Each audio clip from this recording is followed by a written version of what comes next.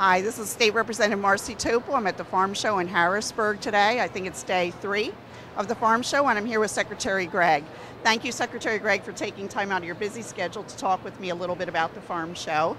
Welcome to the Farm Show. Thank you. I understand this is the 97th annual Farm Show. Tell us what's the secret to your success of having this running 97 years? Well, agriculture is constantly changing, so it's different every year. And the people that have come for years continue to come because technology is different, and they get to look at the new technology, they get to look at the new practices of agriculture.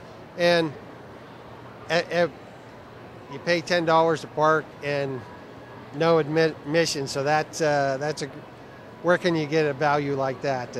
We have 1 million square feet under roof, and it's the largest agricultural expo hall in the United States, and it's right here in Pennsylvania, so that's a great event. And you also have an awesome food court. I just came from a milkshake. I know they're quite a draw as well. I also understand you've just won some international awards. Can you explain what Farm Show awards have won internationally? Yes, I can. We have an exhibit called Today's Agriculture, and that exhibit won Judge's Choice from the International Association of Fairs and Exhibits. And it portrays exactly how modern agricultural practices are used. We built a barn inside of the Farm Show complex over in the Wise Expo Hall. And we have the same size cages, the same size stalls that are used for the animals, used to house the animals in modern agricultural barns.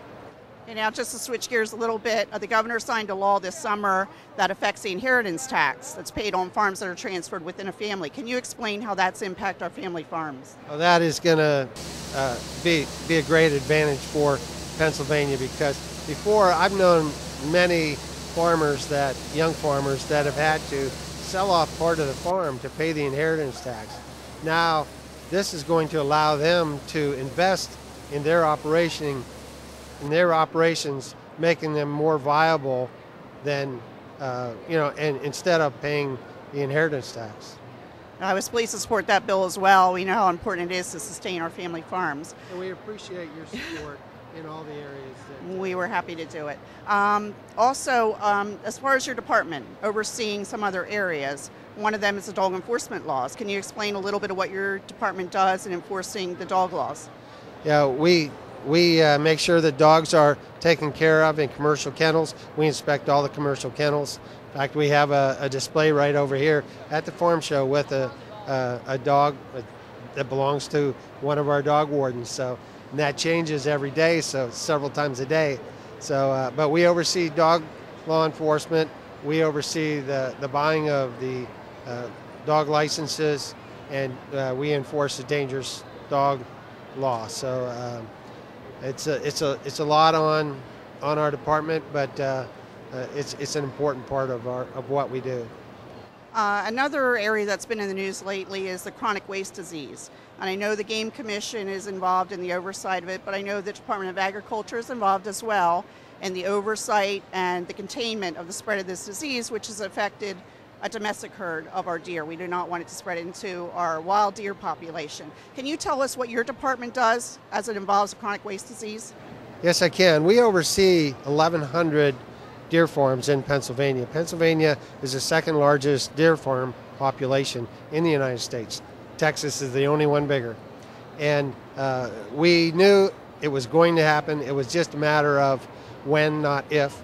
We have had a chronic wasting response team together since 2003. So on October 6th, we were the 23rd state to have chronic wasting disease. And we have worked together with the Game Commission, Department of Environmental Protection, Department of Health, and USDA Wildlife Services to try to minimize the effect of chronic wasting disease. And to this date, we have had 2 positive chronic wasting deer. But they're both in the domestic deer herd. That's correct. It's never been detected in the wild herd, and I believe that the Game Commission has done somewhere around 38,000 tests. So it's rare, but we're prepared for it. the response team did everything that we needed to do to minimize the effects of this. Of course, if you own a deer farm, it's economically tough on you, and because we have to quarantine your farm if you have a positive. So we have done the trace backs on these, and I think it's gone as far as we need to go as far as quarantine, and we're working to get some of those farms that are quarantined off of quarantine so they can continue to do business. And this has just been isolated to Adams County at this point? That's correct, yes. Another question, another thing you do is Chem Sweep, which has been a successful program. I think our listeners would be interested to learn a little bit about Chem Sweep and how it's protecting our environment. Chem Sweep, we just went over our 2 millionth pound of pesticide. And what that is, it's a state program where we travel around the state, collect unwanted, unused or pesticides, and that gives our farmers an opportunity to get rid of pesticides that have been outdated or have been discontinued by the manufacturer. So that it's a great program. I've used it myself as a farmer. You know, when it doesn't always work out the way it's supposed to. You have more acres than the bottle will cover, and it doesn't always work out right. But this gives all the farmers a chance to safely dispose of the pesticides that they haven't used. Well, I'm happy you're doing that program. And one other question I think of local impact is the farm markets. We have a number of farm markets in my district, and I'm happy to visit them when produce is in season. Can you let us know how the Department of Agriculture is promoting local produce in the farm markets?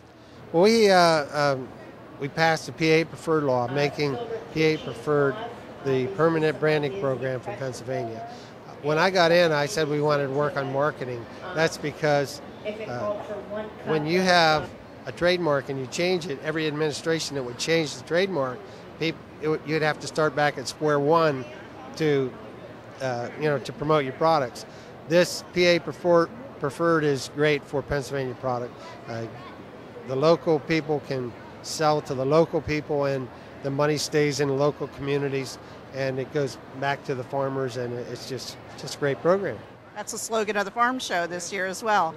Can you briefly comment on the future of agriculture? We know we all love our family farms. We love the open space. Agriculture is the #1 industry in Pennsylvania.